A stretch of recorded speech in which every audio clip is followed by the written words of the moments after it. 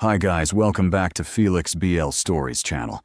I hope you enjoy this new story. Roman Hayes fired me 23 minutes before the press conference ended, and 6 days before he collapsed in the ring calling only my name. He did it beneath the championship banners while 12 cameras streamed his anger to millions of people. I stood beside the press table with a red medical folder in my hands. Inside that folder were retinal scans, neurological reports, and one conclusion Roman did not want to hear. He could not safely fight again. Roman stared at the words stamped across the front. Not cleared. Then he looked at me as though I had betrayed him. Before I tell you why the undefeated alpha champion chose my name when his vision disappeared, remember to like the video and subscribe for more stories. This is the YouTube safe version. The full, uncut continuation, adult spicy scenes, alternate point of view, real ending, and bonus epilogue are available on Patreon. Now let me take you back to the moment Roman decided that my honesty was more dangerous than the man lying about his health. My name is Aiden Cole. I was 28 years old, an Omega, and one of the youngest sports medics licensed to supervise professional combat athletes in our state. Roman Hayes was 31. He was an alpha, an undefeated light heavyweight champion, and the most valuable fighter owned by Sloan Championship Promotions. That was how Victor Sloan described him. Not represented, not managed, owned. Roman had won 34 professional fights. 27 ended before the final bell. His face appeared on protein drinks, luxury watches, athletic shoes, and giant advertisements overlooking 3 different cities. People called him the Iron Alpha. They said he never hesitated. They said he never feared pain. They said he could smell weakness before his opponents felt it themselves. I knew the truth. Roman feared 2 things: losing control and being treated like something fragile. The press conference had been arranged to promote his 35th fight, a championship defense against Julian Cross. Julian was a precise, patient boxer who had once trained in Roman's gym. He knew Roman's habits. He also knew Roman had begun missing punches coming from his left side. I knew because Julian had quietly asked me about it during the official media workout. "Is his eye all right?" Julian had murmured while reporters photographed Roman at the heavy bag. I cannot discuss another athlete's medical information. I did not ask for information. Julian glanced toward the ring. I asked whether I should be worried about hitting him. That question had followed me into the examination room. Roman sat shirtless on the table while I moved a penlight across his field of vision. His pupils reacted more slowly than they had 3 months earlier. When I asked him to cover his right eye and tell me when he saw my fingers, he missed 2 movements on the left. He joked that I had small hands. I repeated the test. He missed 3. "Roman, no. I have not said anything yet. You made the face." "What face?" "The one you make before you tell me I am not allowed to do something." I lowered my hand. "I do not tell you what you are allowed to do. You are about to. I tell you what is medically safe. And I decide what happens to my body." "Yes." He seemed surprised by the agreement. Then I added the part he did not want. "But you do not get to demand that I certify a decision I believe could blind you." The joking disappeared. Roman's scent changed before his expression did. The sharp cedar note that followed him into every room deepened into smoke and bitter spice. Most Omegas reacted instinctively when an angry alpha filled a small room with dominance. My pulse accelerated, but I did not move. I had worked with Roman for 4 years. I had stitched the skin above his eyebrow in hotel bathrooms. I had held ice against his ribs while he insisted they were not broken. I had slept on the floor outside his room after a concussion because Victor wanted him photographed at a nightclub before dawn. I knew Roman's anger. I also knew the quiet beneath it. "How bad?" he asked. "I need a specialist to confirm it." That was not my question. It could be inflammation. And the other possibility? I held his gaze. Retinal damage. His jaw tightened. Permanent? If you take another severe impact before we know what is happening, it could be. For 1 second, Roman looked frightened. It was a small expression. Most people would have missed it. His eyes widened slightly.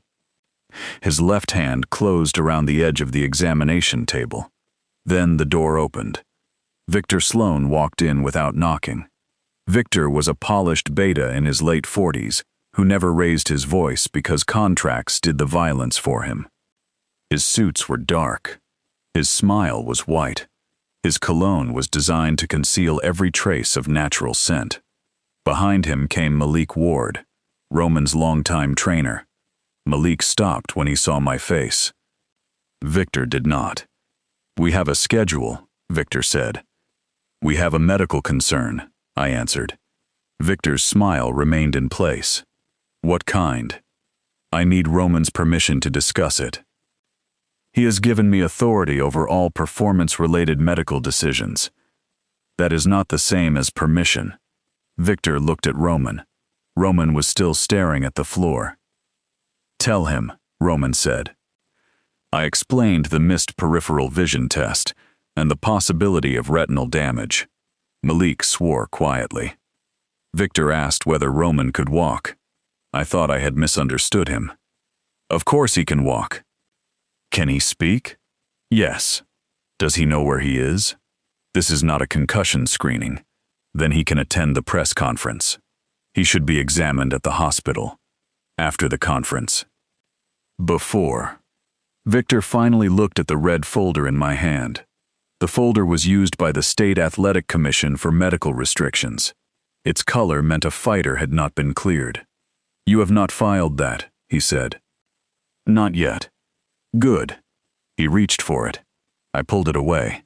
The room went silent. Victor's smile changed. "You are an employee of Sloan Championship Promotions." "I am a licensed medic, paid by my company. My license does not belong to your company." Roman stood. The movement was too fast. He swayed for half a second before catching himself.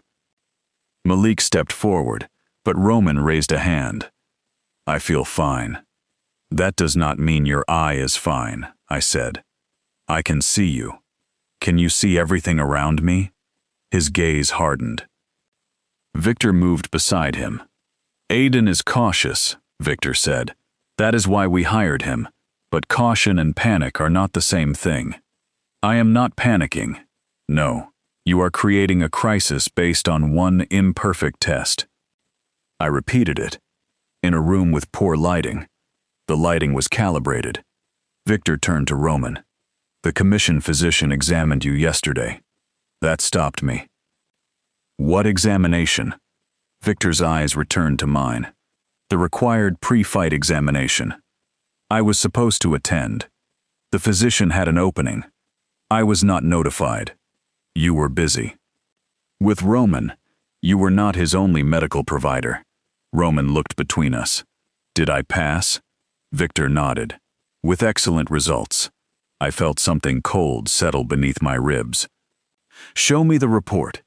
It will be delivered to the commission. Show it to Roman." Victor placed one hand on Roman's shoulder. "He does not need more people trying to frighten him." Roman looked at my red folder again. Something defensive closed over his face. The champion returned. The man who had shown fear disappeared. "You were going to file that without speaking to me," he said. "I was speaking to you. You had already decided. The scans decide." "What scans?" "The ones I ordered this morning." Victor's hand tightened on Roman's shoulder. "You ordered outside imaging without authorization?" "I ordered a medically indicated test." Roman's voice dropped. "You sent my name to a hospital?" "I protected the appointment under your private patient code." People watch hospitals. I used a secure clinic. You knew what would happen if the press saw me entering an eye clinic 6 days before the championship. "Yes." "And you did it anyway." "Yes." He stared at me. I wanted him to understand that my answer was not defiance. It was devotion. Instead, every camera crew outside began chanting his name as the press conference time approached. Victor opened the door. The noise entered first. Roman walked toward it. I followed with the red folder. The press conference began normally. Victor praised Roman's discipline. Julian promised to test the champion's limits. Malik answered questions about strategy. I remained near the side curtain, waiting for Roman to finish so I could take him to the specialist. Then a reporter asked why I was holding a commission restriction folder.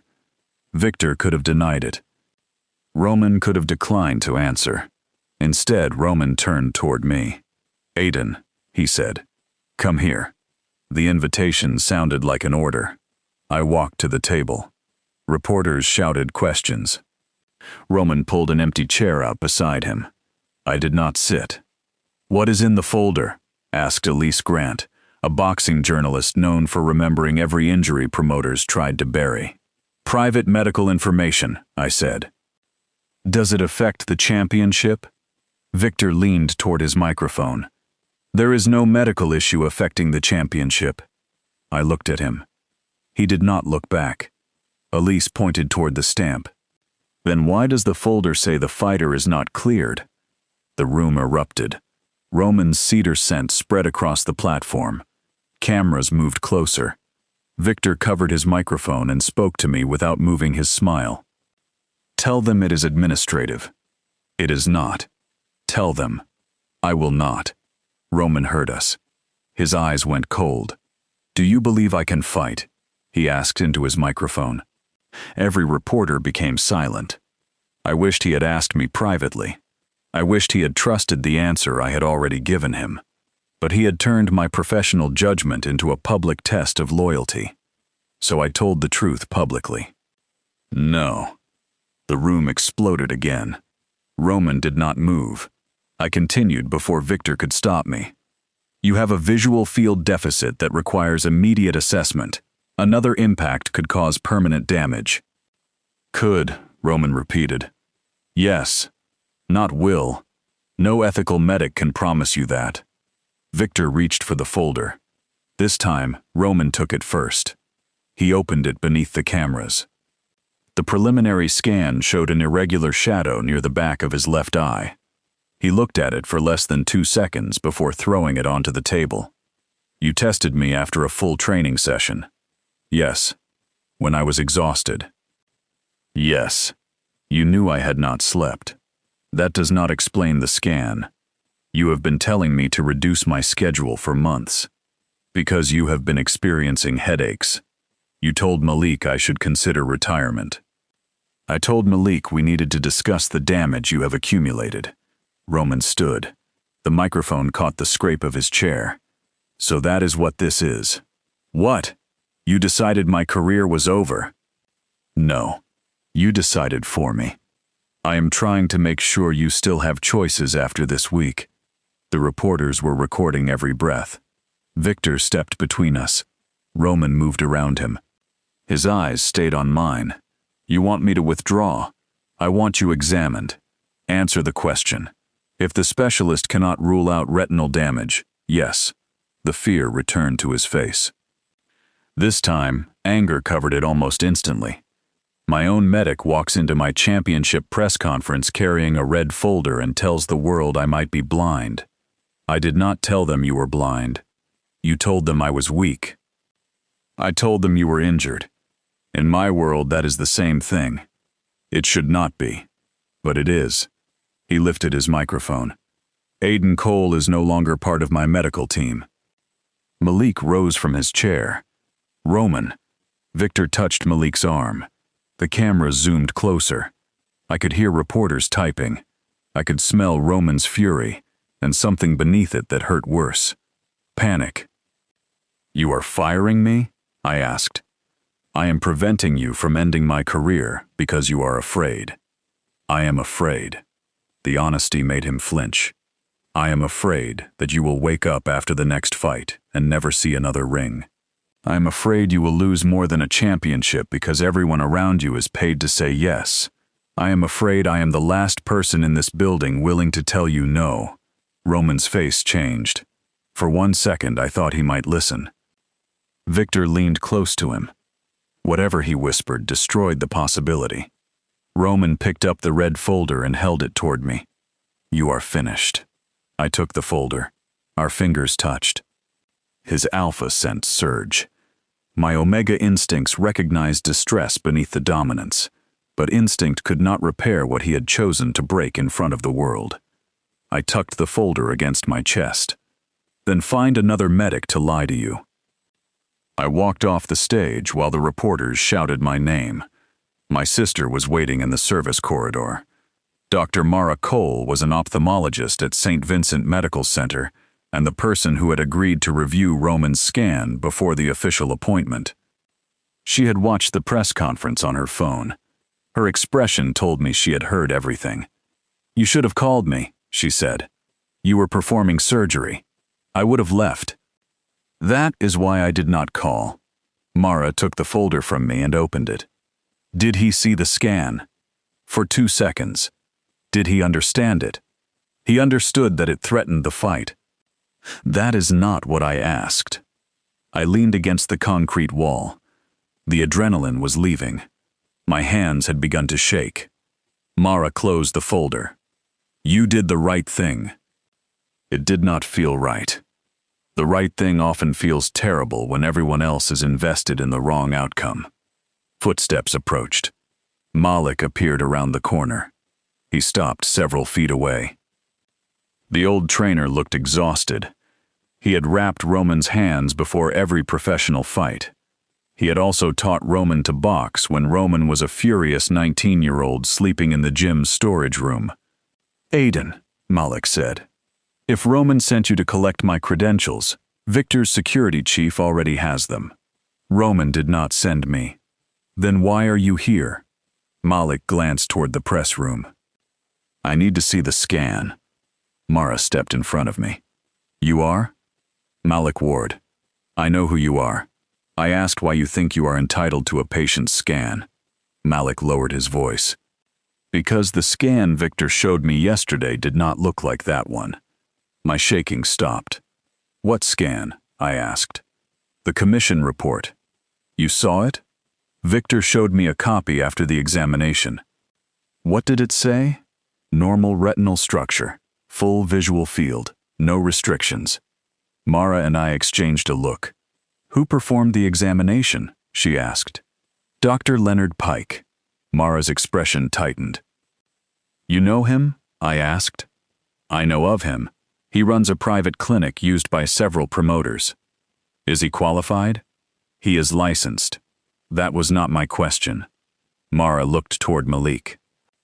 "Did Roman actually undergo imaging?" Malik hesitated. "I drove him to the clinic." "That does not answer her," I said. "He went inside." "How long?" 20 minutes. "A full retinal imaging series and neurological field examination would take longer," Mara said. Malik rubbed a hand over his face. "I thought they had already prepared the equipment." "You thought that because you wanted to think it," I said. His eyes filled with shame. "Yes." The press room doors opened. Security officers began directing people toward the main lobby. Malik stepped closer. "Roman is going to fight." "I know." "Victor replaced you with the promotion's event doctors. Then they will be responsible." "You do not mean that." "I have no authority now. You have always been the only person he listens to when he is hurt." "He just fired me on live television." He was scared. So was I. Malik looked at the red folder. "Can you stop the fight through the commission? I can file my report." Will they listen? They are supposed to. That is not what I asked. No one in Roman's world ever asked the question they meant first. I took the folder from Mara. "I am filing it tonight." Victor anticipated me. By the time Mara and I reached the commission office, Sloan Championship Promotions had submitted Roman's official clearance. The report stated that Roman's visual field was normal. Attached images showed 2 healthy eyes. The identifying information carried Roman's name, birth date, patient code, and fighter license number. The commission's medical administrator compared that report with mine. "You are not an ophthalmologist," he said. "No, Dr. Cole is." Mara presented her credentials. She explained the irregularity in Roman's left retina and the need for emergency examination. The administrator studied both sets of images. Could the abnormality be temporary? "It could," Mara said. "It could also indicate a tear, vascular injury, or another condition that makes repeated head trauma dangerous." The official examiner cleared him. Then the official examiner should explain why the image metadata says these scans were created 8 months ago. The administrator looked closer. Victor's report listed the examination date as that morning. The embedded image date was from the previous year. For one hopeful moment, I believed we had found enough. Then the administrator frowned. "Metadata can be corrupted during transfer. All 4 images show the same date," Mara said. "I will contact Dr. Pike. The fight should be suspended while you investigate. We cannot suspend a championship based on a dispute between providers." "This is not a dispute," I said. "One set of scans cannot belong to the same patient on the same day as the other set. The commission will review it." "When?" "Before the fight. That is 6 days away." "Then we have time." We did not have time.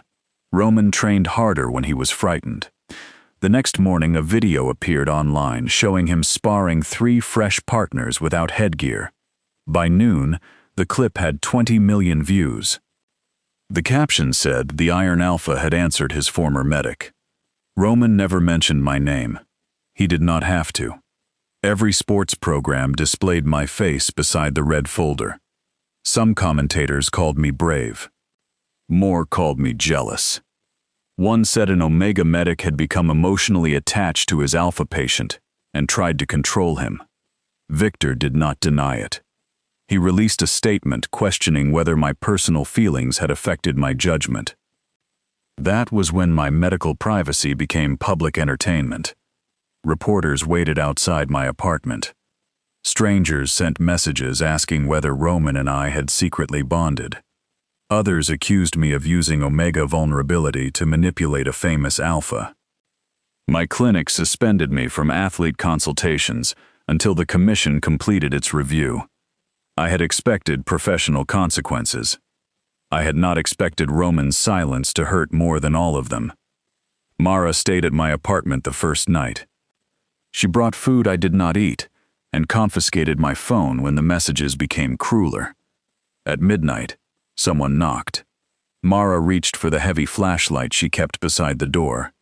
I checked the security camera. Julian Cross stood in the hallway wearing a gray hooded jacket. The rival boxer who was supposed to fight Roman in 5 days had come to my apartment alone. I opened the door but left the chain attached.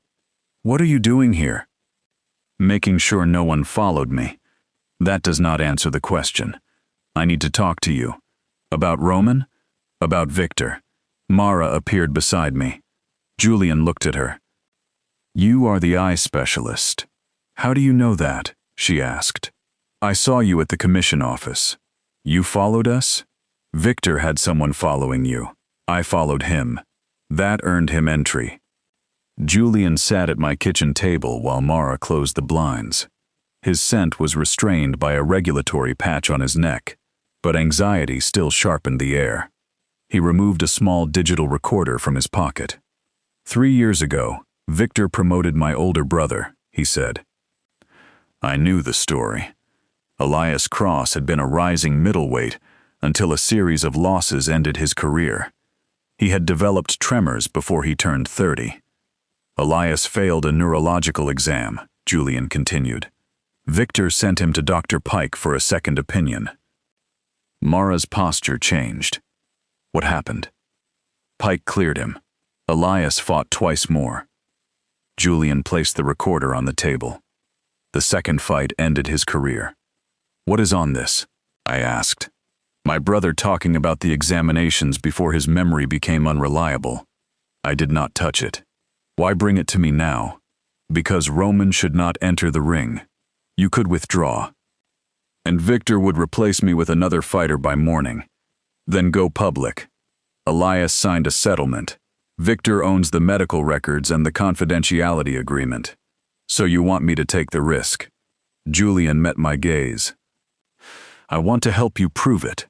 Mara pressed the recorder's play button. A tired male voice filled my kitchen. Elias described entering Dr. Pike's clinic through a private door. He said no imaging had been performed. A nurse had asked him to read letters from a chart while he wore his own contact lenses. Pike signed the clearance after Victor's assistant delivered an envelope. The recording ended with Elias saying that every fighter believed he would be the exception. Julian looked toward me. Roman thinks he is stronger than what happened to my brother. He is not, Mara said. No one is. Then my old phone buzzed from the counter. Mara had silenced it, but the screen illuminated. Roman's name appeared. It was the first time he had contacted me since the press conference. I crossed the kitchen before the call ended. Aiden, Roman said when I answered. His breathing was heavy. Impact sounds echoed behind him. You are training. Malik said Julian visited you. Julian raised one eyebrow. You called to ask about Julian? I called because my opponent entered your apartment after midnight. That is not your concern. He is an alpha. So are half my former patients. You do not invite half your former patients into your apartment. I did not invite you. Silence. The words landed harder than I intended. Roman lowered his voice. Did he touch you? Mara covered her eyes. Julian looked offended. That is absolutely none of your concern, I said. Answer me. No. Roman exhaled. The sound carried relief. I hated that I noticed. He is trying to destabilize me, Roman said. He came with information. About what? You should ask Victor. I am asking you. You fired me. I fired my medic. You humiliated a man who spent 4 years protecting you. His breathing changed. Aiden, you do not get to call me because you smell another alpha near my apartment and pretend this is about boxing. Then tell me what it is about. It is about your eyes. My eyes are fine. Cover your right one. What? Cover your right eye. Julian and Mara watched me. The gym noise behind Roman stopped. Why? He asked. Because I want you to look across the room and tell me whether you can see Malik without turning your head. Roman did not answer. Do it. A long silence followed. Then Malik's voice came faintly through the phone. Roman? Roman spoke more quietly. I can see him. Clearly? Yes. Without turning? Another silence. Aiden, you turned your head. Everyone turns their head. Because you did not see him. I saw movement. That is not the same. His scent could not cross a phone line, but I heard the fear in the way he inhaled. Come to the gym, he said. No, I will let you examine me. Come to the hospital. Not with cameras outside. We can use a private entrance. Victor monitors the hospitals. Then let him. I cannot. You mean you will not? I mean I cannot give him a reason to cancel the fight before I decide. I closed my eyes. You are still planning to fight. I have spent 11 years reaching this championship, and you might spend the rest of your life unable to see it. You think I do not understand that. I think you understand and are choosing the ring anyway. What else do I have? The question was so quiet that I almost missed it. Before I could answer, another voice interrupted. Victor! Roman, the sponsors are waiting. Roman moved away from the phone. I heard Victor ask whom he was calling. The line disconnected. Julian looked at me. He is going to fight. Yes. Then we have 5 days to find the original scans. The next 4 days became an investigation disguised as professional survival. Mara requested audit records from Dr. Pike's clinic. The clinic refused. Julian searched Elias's old correspondence for references to private examinations. Malik began sending me photographs of Roman's training logs from a number he believed Victor did not know. I compared every symptom Roman had reported over 6 months. Headaches after bright lights. difficulty tracking punches from the left, nausea after sparring, a moment during his previous fight when he had reached for the wrong corner between rounds. Each symptom had been separated into different medical records. Together, they formed a pattern. Victor had designed the system so no single doctor saw everything. I had seen more than most, because Roman trusted me in private, even when he refused to admit weakness publicly. That trust had not survived the red folder. 2 days before the fight, Elise Grant contacted me. The journalist had obtained internal emails showing that Sloan Championship Promotions scheduled Roman's commission examination before his hospital scans were available. One email from Victor's assistant said the updated images would be inserted later. Elise wanted an interview. I refused. She asked whether I had proof the images belonged to another patient. I said I could not discuss private records. Then she sent me a screenshot. The healthy scan submitted under Roman's name contained a tiny surgical marker in the lower corner. Roman had never undergone eye surgery. Someone else had. Mara identified the marker as evidence of a previous retinal repair. The images could not belong to Roman. We took the screenshot to the commission. This time, they opened a formal inquiry. They still refused to cancel the fight. Victor's attorneys argued the marker had been introduced by the imaging software. The commission scheduled an emergency medical review for the morning after the championship. The timing was not an accident. On fight night, I sat in Mara's apartment and told myself I would not watch. I lasted until the first bell. The championship broadcast showed Roman entering the arena beneath white lights. His black robe carried the words "No Fear" across the back. Malik followed him. Victor walked several steps behind, smiling for the cameras. Roman looked toward the medical station beside the ring. For a moment, his expression changed. My replacement sat there. Dr. Pike, the same physician whose clinic had submitted the false scans. Mara saw him too. He should not be allowed near Roman, she said. I was already putting on my shoes. Aiden, if something happens, Pike will control the first report. You were fired. I still have an arena credential from the commission inquiry. It might have been revoked. Then they can arrest me at the door. The arena was 12 minutes away. Mara drove in 9. By the time we entered through the medical access corridor, the 4th round had begun. Roman had won the first 2. Julian controlled the 3rd. I stopped beneath a monitor showing the live broadcast. Roman moved aggressively, but he was reacting late whenever Julian circled left. Julian noticed. He began throwing feints from Roman's right, then stepping into the blind side. Roman absorbed a hook he normally would have avoided. Malik shouted for him to keep his left hand higher. Roman nodded. The bell ended the round. We reached the tunnel leading to ringside. Security blocked me. My credential is valid, I said. You are prohibited from entering the promotions corner. I am attending under the commission investigation. The guard checked his tablet. The 5th round began. Julian moved left again. Roman turned too slowly. The punch struck near his right temple, but Roman's body reacted as though the entire arena had tilted. He stumbled. The crowd roared. Julian stepped back instead of attacking. Roman raised his gloves. The referee allowed the fight to continue. I could see Roman blinking beneath the lights. His left pupil looked wrong even from the tunnel monitor. Stop the fight, I told the commission guard. I do not have that authority. Call someone who does.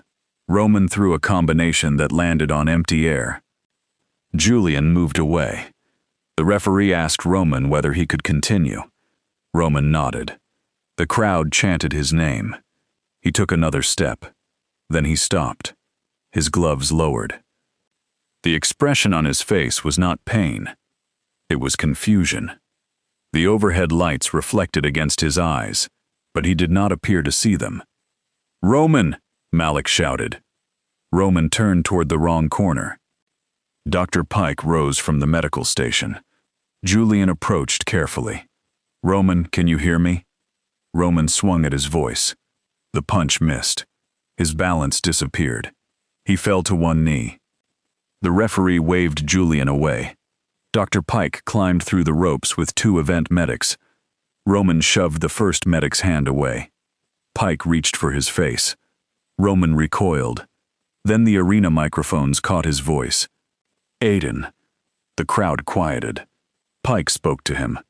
Roman did not respond. He turned his head as though searching through darkness. "Aiden." My name echoed from the broadcast speakers. The security guard looked at me. I did not wait for permission. I ran. People shouted as I crossed the restricted floor. Victor stepped into my path. "You are not authorized." I moved around him. He caught my arm. Mara struck his wrist hard enough to make him release me. "I am a physician," she said. "Touch him again, and I will have you removed from your own arena." I reached the ring. Malik pulled the ropes apart. Roman was on both knees now. His gloves pressed against the canvas. Dr. Pike kept telling him to stand. "Do not move him," I said. Pike looked over his shoulder. "You are no longer assigned to this fighter." He called for me. "He is disoriented." Exactly. I entered the ring and knelt several feet in front of Roman. I did not touch him. "Roman." His head lifted. "Aiden? I am here." The cedar scent pouring from him carried terror so sharp that my body responded before my thoughts did. My Omega scent softened instinctively. Rain and clean linen, according to Roman. The scent he had once claimed made every training room feel less violent. His shoulders lowered by a fraction. "I cannot see the left side," he whispered.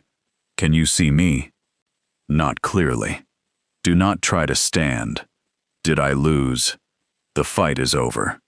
"Did he knock me out?" "No." "Then why is it over?" "Because I am stopping it." Pike reached for my shoulder. Mara caught his arm. "I strongly suggest you step back," she told him. Roman's breathing became faster. The crowd was watching. Millions of people were watching.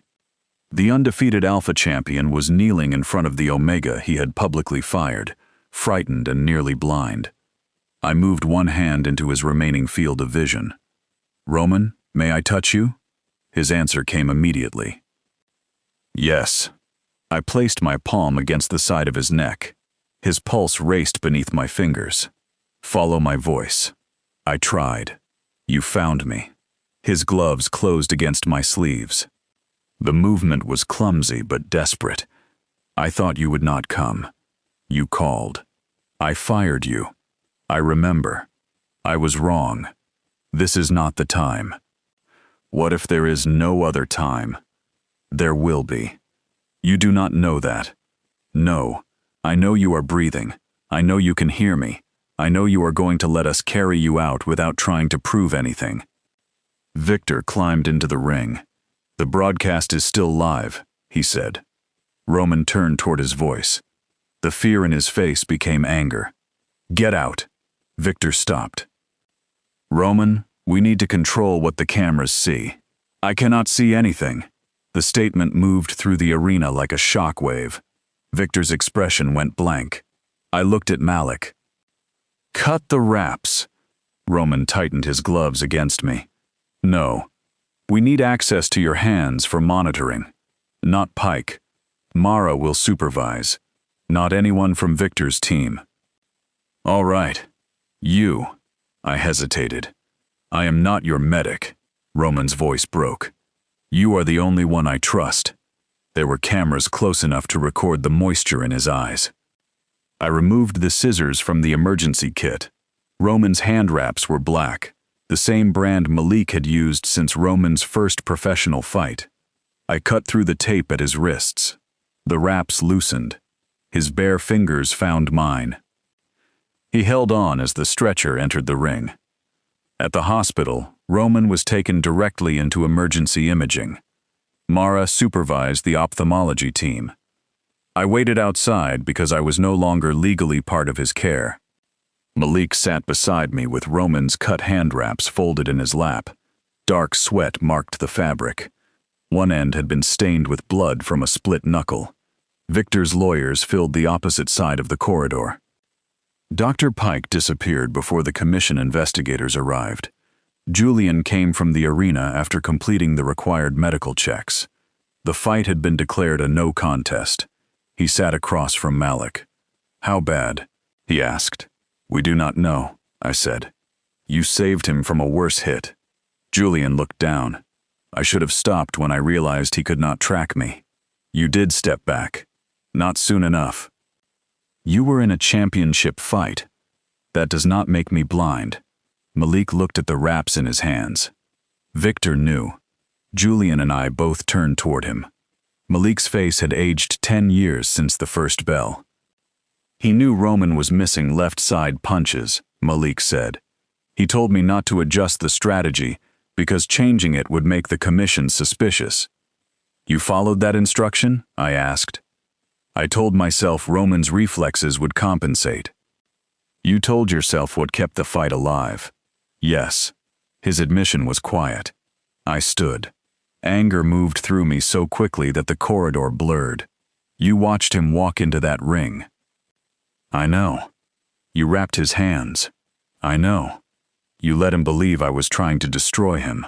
Malik's eyes shone. "I know." The wraps slid from his lap when he rose.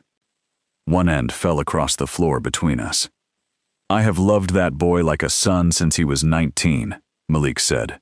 "I convinced myself that supporting him meant never being the person who took the ring away. Love is not agreement. I understand that now." "He might lose his vision because all of you waited until now." Malik did not defend himself. Victor approached before I could say more. His attorneys followed. He looked at the wraps on the floor, then at me.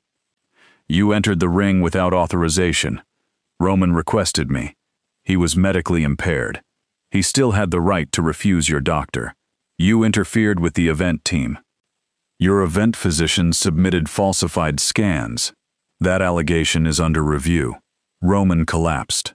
"Visual disturbances can occur for many reasons. You are still trying to protect the fight." "There is no fight to protect." "Then what are you protecting?" Victor's gaze moved toward the imaging doors. "The company." Roman was still a company asset to him, even now. I picked up the hand wraps. "They belong to Roman. So does the contract." A new voice came from behind us. "No person belongs to a contract." Elise Grant stood at the end of the corridor with a press credential around her neck. A commission investigator accompanied her. Victor's expression changed. The investigator held a sealed evidence bag. Inside was a portable drive. "Dr. Pike's clinic surrendered its imaging archive," she said. "The healthy scans filed under Mr. Hayes's name appear to belong to another patient." Victor's attorneys surrounded him. Elise raised her recorder. "Would you like to comment?" Victor walked away without answering. The imaging doors opened 20 minutes later. Mara came out first. I knew the news from the way she looked at me. Roman had a retinal tear complicated by swelling near the optic nerve. The surgeons believed they could repair the tear. They could not promise how much peripheral vision would return. Another severe impact could have caused irreversible damage. The championship might have cost him sight in both eyes. Malik sat down as though his legs had failed. Julian turned toward the wall. I remained standing because I was afraid that if I moved, I would collapse too. "Can I see him?" I asked. "He is asking for you." Roman lay in a dim room with protective shields over his eyes. The powerful body that had dominated arenas seemed strangely still beneath a hospital blanket. His hands rested on top of it. Without gloves and wraps, they looked vulnerable. I stopped beside the door. "You came," he said. "You keep sounding surprised. I gave you reasons not to." "Yes." He waited for me to soften the answer. I did not. "I remember the ring," he said. "Not all of it." "What do you remember?" Julian moved. He did. I thought the lights went out. They did not.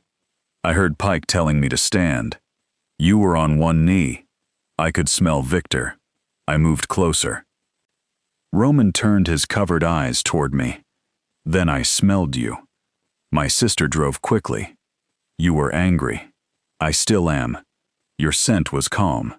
I was working. You were not my medic. No. Then why did you calm me? I pulled the chair closer but did not sit. Because you were terrified. I humiliated you. Yes. I called you controlling. Yes. I let Victor tell the world your feelings made you unprofessional. Yes. Roman swallowed. You should hate me. I do not decide what I feel based on what would be easiest. The monitor measured the quickening of his pulse. I am sorry, he said. The apology was not dramatic. It came without excuses. That made it harder to resist. I believe you are sorry. But you do not forgive me. Not yet. His fingers shifted against the blanket. Fair. I placed the black wraps on the chair. Roman recognized the soft sound of the fabric. Malik cut them? I did. You kept them. I stopped them from being collected with the event equipment. Why? I thought you might want them. I do not. Then I will dispose of them. No. His hand moved toward the sound. I placed the wraps within reach. Roman's fingers closed around one end. I do not want Malik to wrap my hands again, he said. That is a decision you can make later. I made it. He admitted he knew about the tracking problem. Roman went still. How long? I do not know. Did Victor know? Yes. The cedar scent weakened beneath the sterile hospital air. What did the scans show? I told him. I explained the tear, the swelling, the surgery, and the uncertainty. I did not simplify the danger. I did not hide the possibility that his career was over. Roman listened without interrupting. When I finished, his grip on the wraps had tightened. Will I see normally? We do not know. Will I fight again? No responsible doctor can answer before your recovery. That means no. It means not now. Aiden, you demanded certainty when I warned you. I will not lie now because you are frightened. He turned his face away. I built everything around fighting. You built a life that Victor arranged around fighting. What is the difference? One belongs to you. He remained silent. I sat at last. Roman moved his bare hand across the bed until his fingers found the edge of my sleeve. He stopped there. May I? He asked. The question contained more restraint than any apology. I turned my hand beneath his. Our palms touched. Yes. He released a breath. I do not know how to do this. Recover? Need someone. You have always needed people. I paid them. That is not the same as trusting them. I trusted you. Until trusting me cost you something. His hand tightened. I want to repair that. You cannot repair it tonight. Will you let me try tomorrow? I looked at the champion who had once believed surrendering a single round made him weak. Yes, I said. Tomorrow. Roman underwent surgery before dawn. The procedure repaired the retinal tear, but the swelling required weeks of careful monitoring. Bright light caused severe headaches. His depth perception was unreliable. His left visual field remained reduced. He could not train, drive, read for long periods, or remain alone during the first stage of recovery. Victor offered to move him into a private medical facility owned by the promotion. Roman refused. He also refused every nurse Victor selected. On the second day after surgery, he asked Mara whether I could supervise his recovery. She told him that decision belonged to me. He asked again when I entered the room. No, I said. Roman's mouth tightened. You did not consider it. I considered it before I entered. Why not? Because you publicly questioned my judgment, fired me, and allowed your promoter to suggest I was emotionally compromised. I will correct the statement. That does not change the truth. What truth? I am emotionally involved. The monitor accelerated. Roman became very still. I continued before he misunderstood. I care whether you are hurt. I care more than I should. That does not make my medical judgment wrong, but it means returning as your employee would be inappropriate. I do not want you as an employee. What do you want? The alpha who could answer any challenge with his fists had no response. Mara entered carrying discharge documents. She looked between us. I have a solution, she said. I did not like her tone. Roman did. Mara proposed that I act as an independent recovery coordinator rather than Roman's medic. I would organize appointments, maintain the medication schedule, monitor symptoms, and make sure Victor could not control access to his records.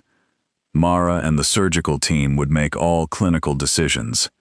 Roman would pay the clinic, not me. I would be able to leave at any time. Roman would sign written boundaries. No training, no sparring, no undisclosed examinations, no interference with my work, no using alpha dominance to pressure me. No decisions about my personal life. Roman listened. Add one more, he said. What? If Aiden tells me he is uncomfortable, I stop. I looked at him. Immediately, he added.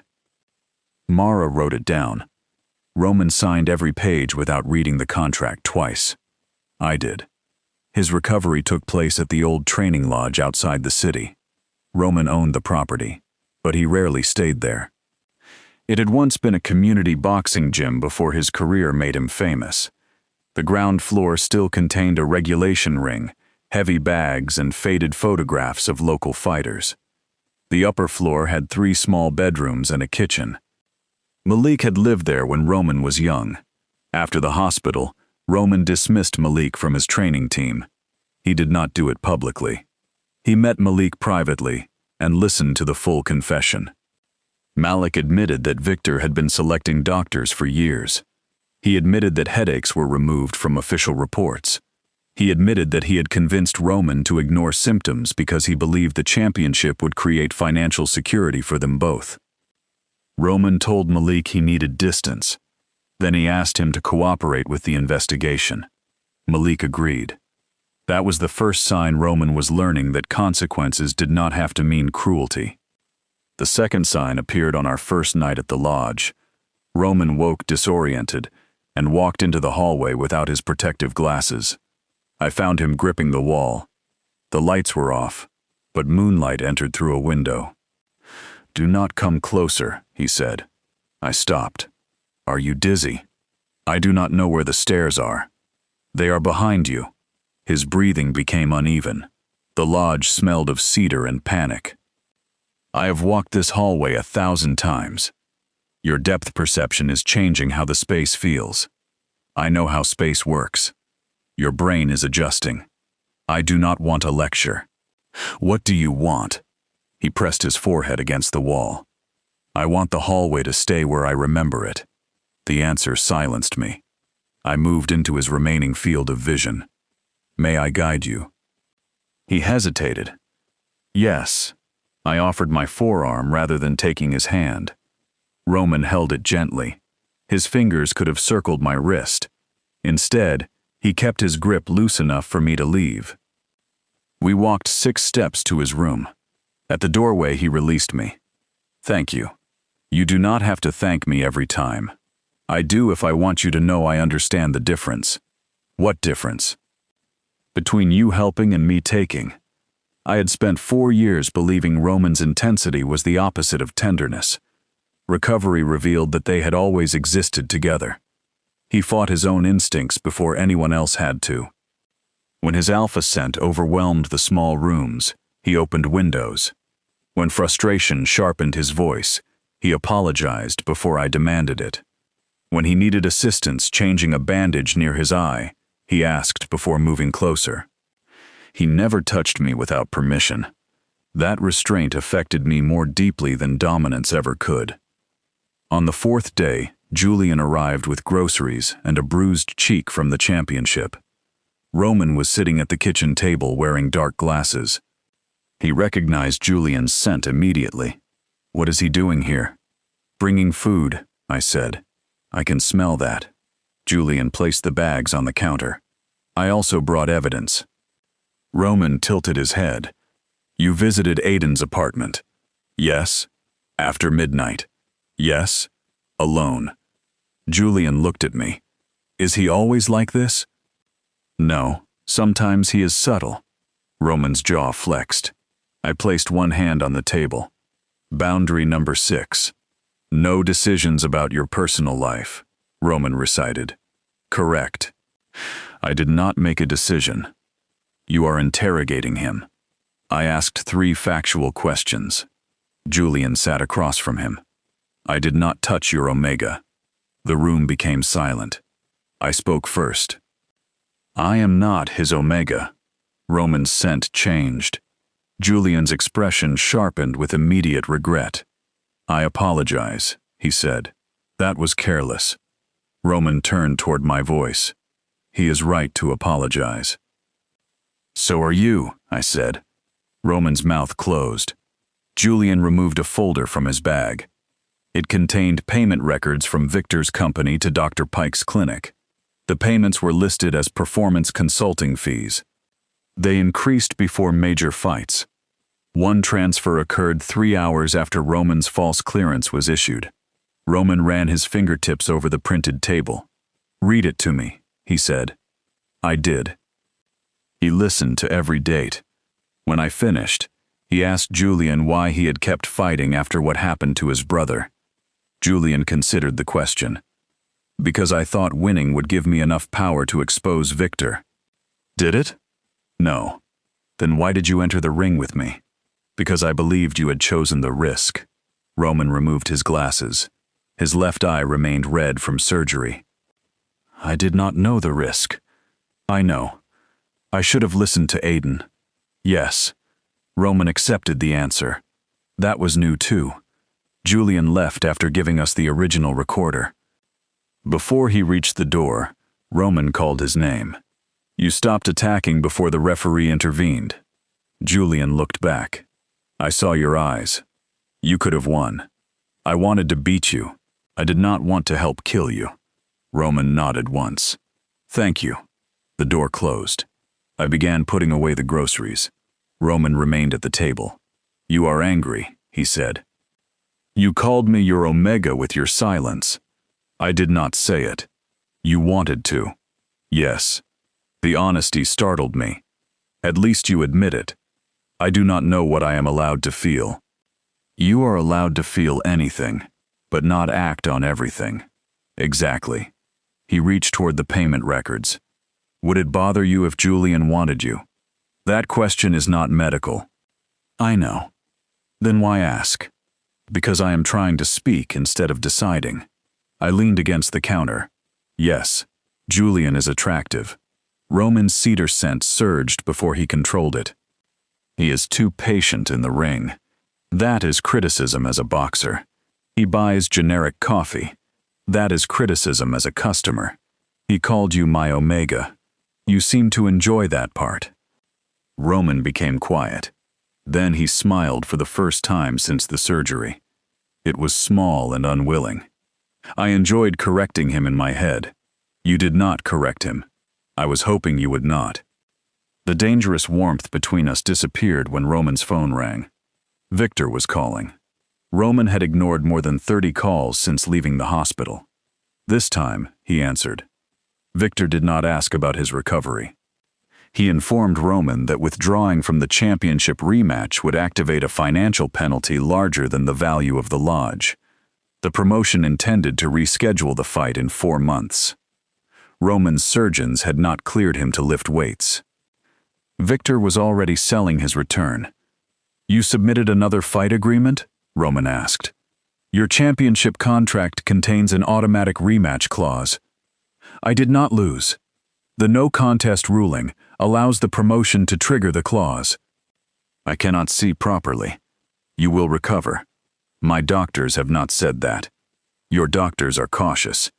Roman looked toward me when Victor used the word cautious. The same word he had used before the press conference. Victor continued. You are emotional because of the medic. Aiden has a name. He also has an agenda. Roman's voice became dangerously calm. Explain. He wants you dependent. I crossed my arms. Roman did not look away from me. He warned me before I was injured. He created fear before the biggest fight of your career. He was right. He was fortunate. You falsified my scans. Silence followed. Victor answered carefully. I relied on licensed professionals. You paid Pike. I pay many consultants. Did you know the scans were not mine? Do not make accusations while you are medicated.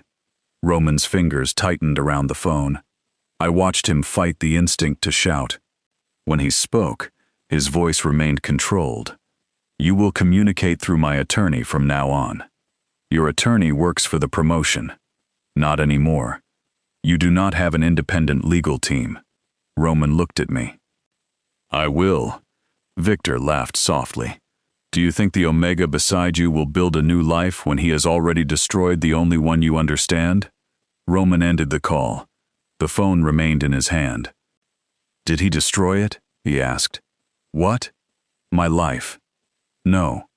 Did you? No. Then who did? You trusted people who profited from your silence. They used that trust. You also ignored warnings because the truth frightened you. So I destroyed it. You helped build the conditions. The answer hurt him. I could see that. But he nodded.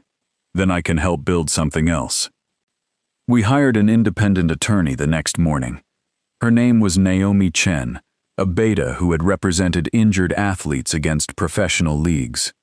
She reviewed Roman's contract and identified a clause requiring him to submit to promotion-selected medical examinations. The clause did not legally force him to fight. It allowed Victor to bankrupt him if he refused. Naomi believed the clause could be challenged if we proved medical fraud. Proof became our shared objective. Roman could not search records for long without headaches, so I read every page aloud. Malik provided training schedules. Julian delivered Elias's testimony. Mara compared Roman's genuine scans with the falsified images. Elise tracked the patient code embedded in the false files.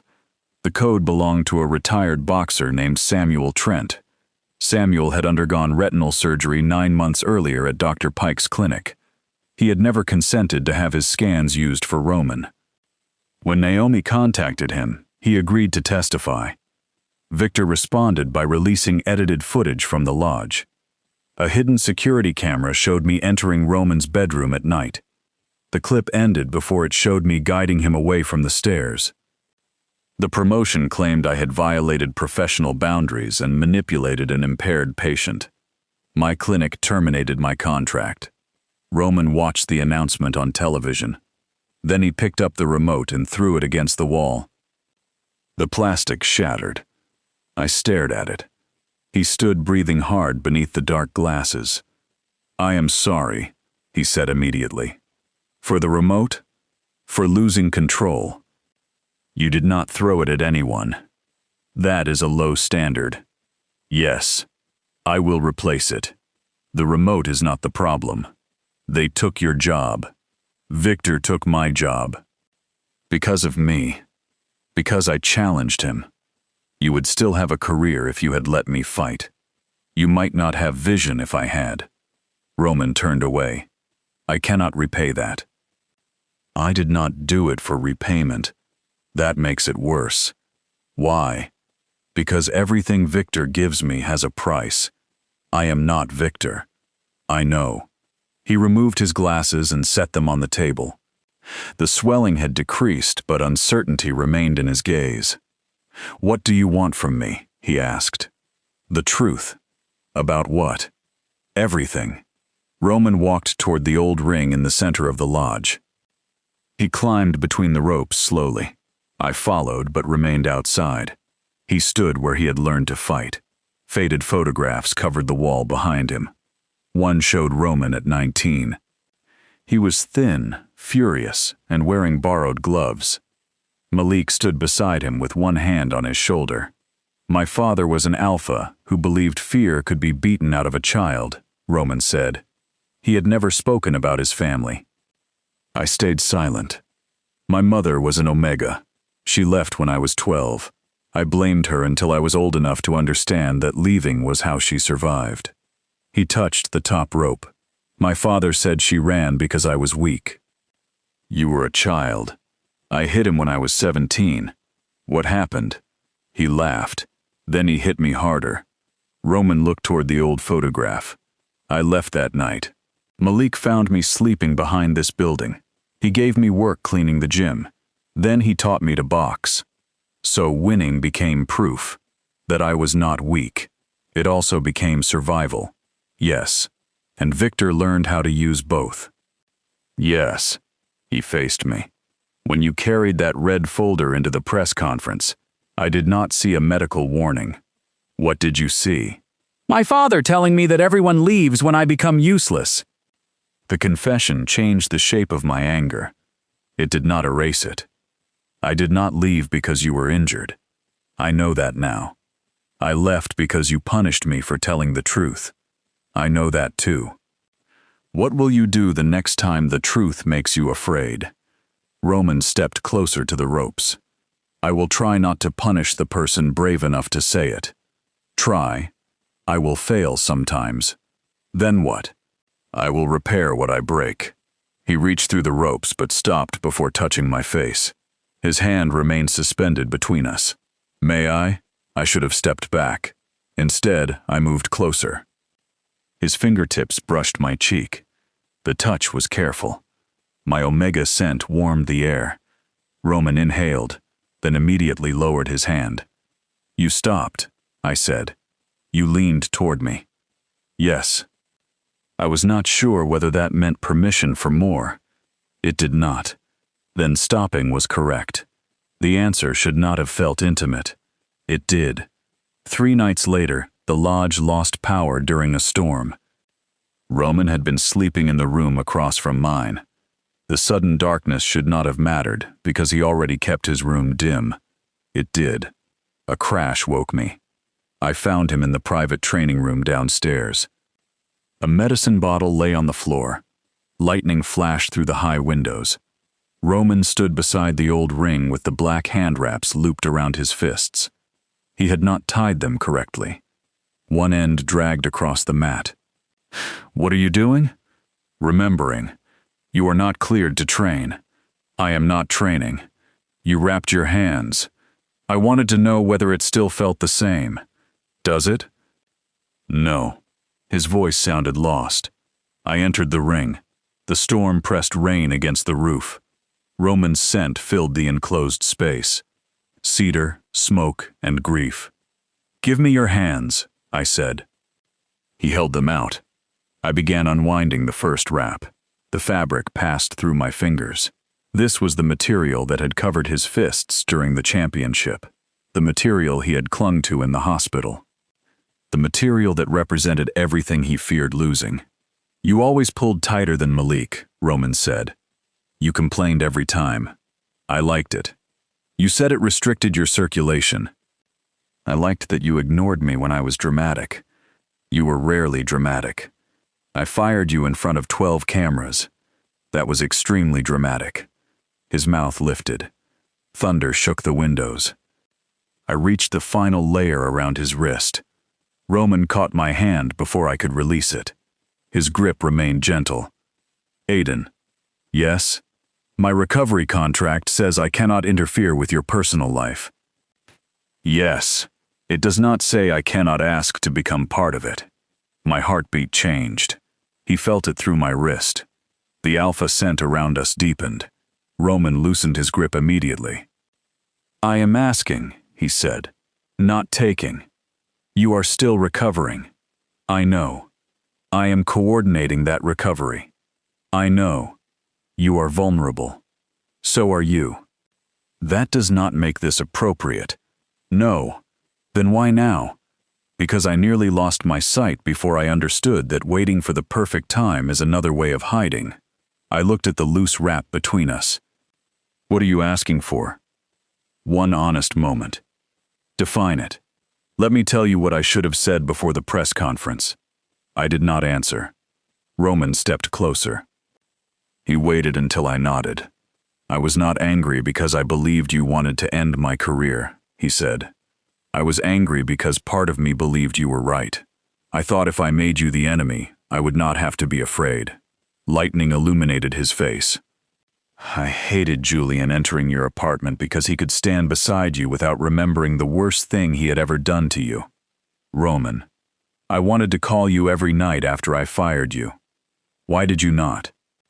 Because I thought needing you would prove you had power over me. And now I know trusting someone gives them power. Love does too. The answer is not to avoid it. The answer is to choose someone who will not abuse it. The word love hung between us. My Omega scent responded before I could control it.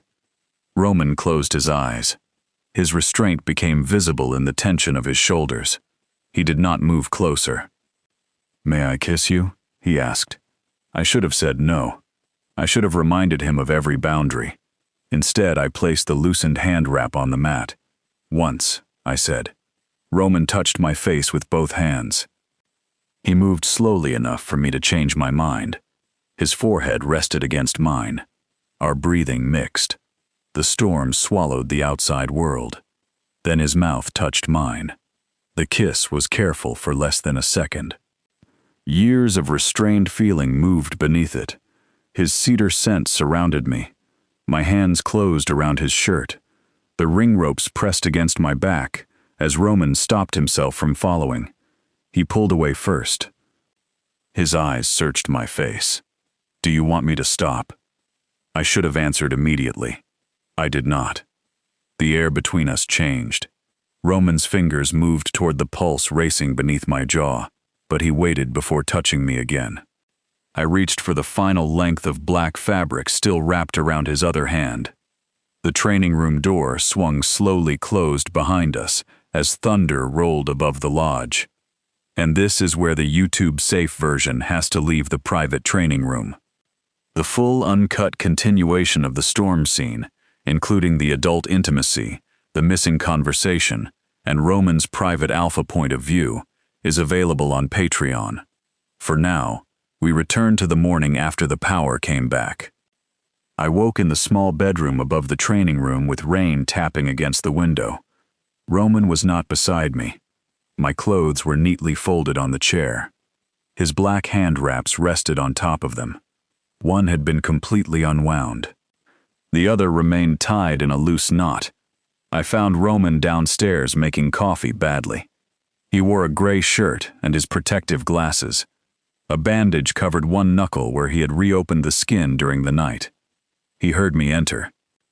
Good morning. Is it? I am waiting for your professional assessment. I am not professionally assessing your coffee. Then personally, it smells criminal. He smiled. The smile disappeared when he placed a document on the table. It was our recovery agreement. I called Mara, he said. My chest tightened. Why? I asked her to replace you as recovery coordinator. I stared at him. Do you regret last night? No. The answer came without hesitation. Then why replace me? Because you were right. I am your patient while you supervise my recovery. I do not want you to wonder whether caring about me is compromising your work. You decided this without asking me. I asked Mara whether it was medically possible. I am asking you whether it is what you want. The distinction mattered. I sat across from him. What do you want? To stop hiding behind the role that keeps you near me. And if I leave? Roman's scent shifted, but his voice remained steady. Then I accept that. You would let me walk away? I would hate it. That was not the question. Yes, I would let you. Why? Because keeping you by contract would make me victor. I looked at the recovery agreement. Roman had signed a new line beneath the original conditions. Aiden Cole's personal choices will not affect access to independent medical care, housing, payment, or legal protection. You added this. Naomi drafted it. You called the attorney before breakfast? I did not sleep much. Neither did I. His face warmed. The alpha champion who had stared down opponents twice his size suddenly seemed unable to look directly at me. I folded the agreement. I will stay until Mara arrives. As my coordinator? Yes. And after? That depends on what happens today. What happens today? We find the missing original file. The false scans proved fraud, but Naomi needed evidence connecting Victor directly to the substitution. Malik believed the original paper record had been stored in Victor's private office at the arena. The office was secured. Elise had a plan. Victor was holding a media event that afternoon to announce Roman's future. He expected to control the narrative while Roman recovered in private.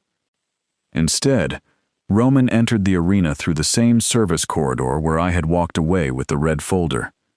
I went with him. So did Naomi.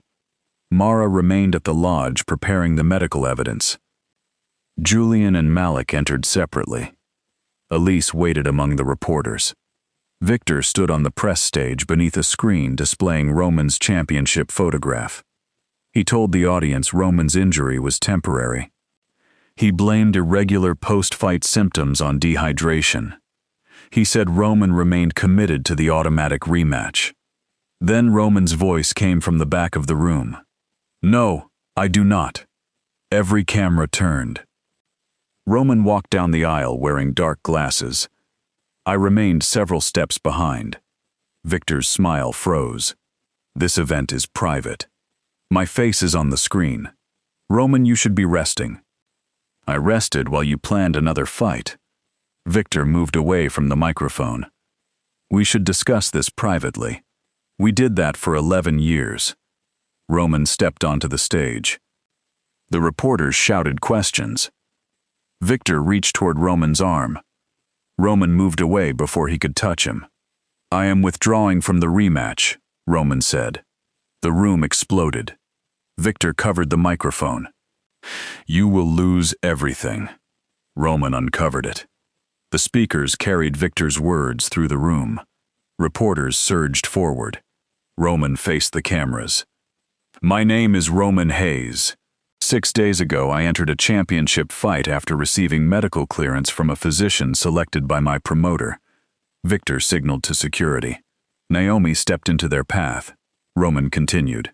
"The scans used to clear me were not mine." Victor grabbed the microphone cable. I climbed onto the stage and placed the red medical folder on the table. The same folder Roman had thrown back at me. "Not cleared" remained stamped across its front. The cameras focused on it. "This folder contained the genuine preliminary scan," Roman said.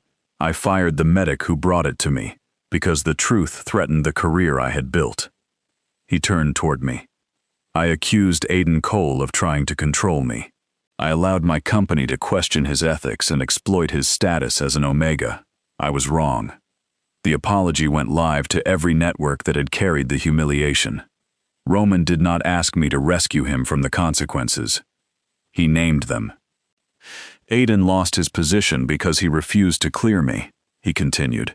"He entered the ring after I collapsed. His decision may have prevented permanent damage." Victor reached for the folder. I kept one hand on it. "Those are stolen medical records," he said. "They belong to Roman," I answered. "The promotion controls the file, not the patient."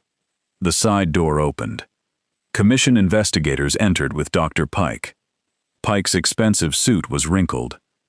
His face had lost all color. Elise stood. "Dr. Pike, did Victor Sloan instruct you to replace Roman Hayes' retinal scans?" Victor's attorney shouted that no one should answer. Pike looked at the cameras. Then he looked at Victor. "He said Roman had already been cleared by another doctor," Pike answered. The room became silent. Victor stepped away from him. "That is false." Pike's voice shook. "He provided the healthy images." "Through whom?" Naomi asked. "His medical coordinator." Victor turned toward the exit. Malik blocked the stairs. The old trainer did not touch him. He simply stood there. Victor looked at Roman. "You believe these people will stay when the money disappears?" Roman removed his dark glasses. The redness in his eye was visible beneath the lights. I believed you stayed because of the money. I made you. No.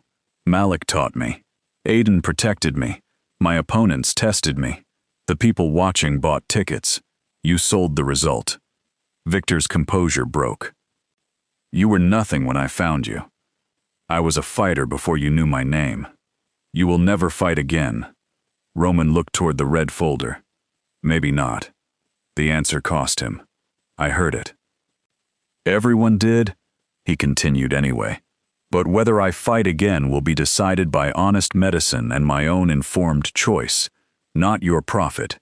Samuel Trent entered with a commission attorney and confirmed that the healthy scans were his. Mara joined by secure video and explained the surgical marker. Julian played Elias's recording. Malik admitted that Victor had ordered him to conceal Roman's tracking problems. The evidence did not arrive as one dramatic secret. It arrived as a chain.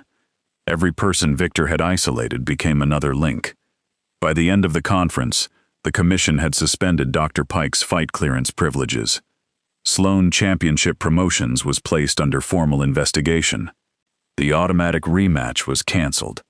Victor left through a side exit while reporters shouted questions about medical fraud. Roman remained on the stage.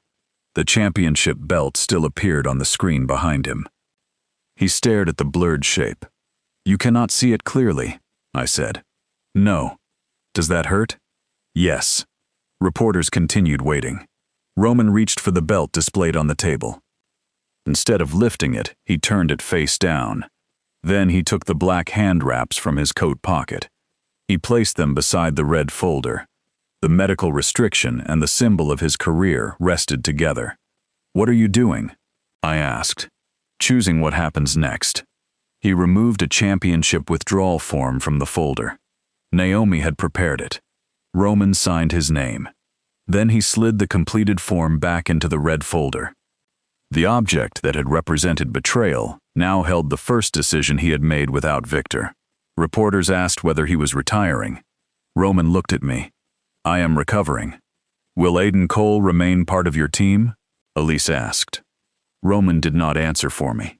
He will decide what role, if any, he wants in my life. The room quieted again. He gathered the hand wraps. May we leave? He asked me. It was such a small question. It contained everything he had learned. Yes. We returned to the lodge after sunset. Mara took over the recovery schedule officially. That ended my professional responsibility for Roman. It did not answer what came next. Malik removed his equipment from the training room. Before leaving, he apologized to me. Then he apologized to Roman without asking for immediate forgiveness. Roman gave him the old keys to the building's community entrance. You can run the youth classes, Roman said. Malik stared at him. I thought you wanted distance. I do. The kids should not lose their gym because we failed each other. Malik closed his hand around the keys. I will earn the rest. I hope you do. Julian called to report that Victor's contract with Elias had been suspended during the investigation. Elise published the first article exposing the medical clearance system. Naomi began preparing my wrongful termination claim. The world outside the lodge changed quickly. Inside, Roman and I stood beside the old ring with the black wraps between us. His championship withdrawal had been announced. The promoter was under investigation. The fight was over. The question between us remained. Roman picked up the wraps. I have worn these before every important fight for 4 years, he said. I know. You were the first person who wrapped them after Malik injured his shoulder. You complained that I pulled too tightly. I lied. You admitted that already. I want to admit everything. He held one end toward me. What does removing them mean? I asked.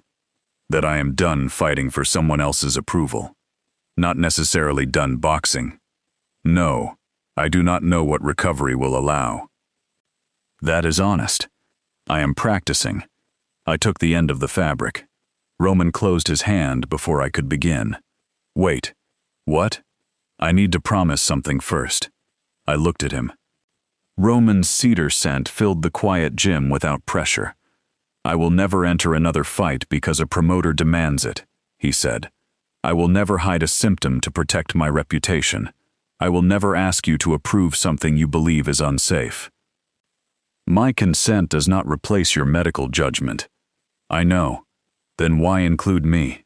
"Because I want a life where your honesty is part of my strength, not an obstacle to it. That still gives me too much power." "Then use the power to tell me when I am wrong. You might hate hearing it. I might. You might become afraid. I will. What happens then? I tell you I am afraid. I do not punish you for seeing it." His hand opened. The wraps loosened. "I will never fight again without complete medical clearance and my own informed decision," he said. "And if you are part of my life, I will never treat your honest consent as something I am entitled to." I began unwinding the first layer. The fabric moved slowly around his wrist. Roman watched my hands. "What happens when the final wrap comes off?" he asked. "You stop asking questions you already know I cannot answer easily." "I only have one." "What is it?" "Will you stay after there is nothing left connecting you to the fighter I used to be?"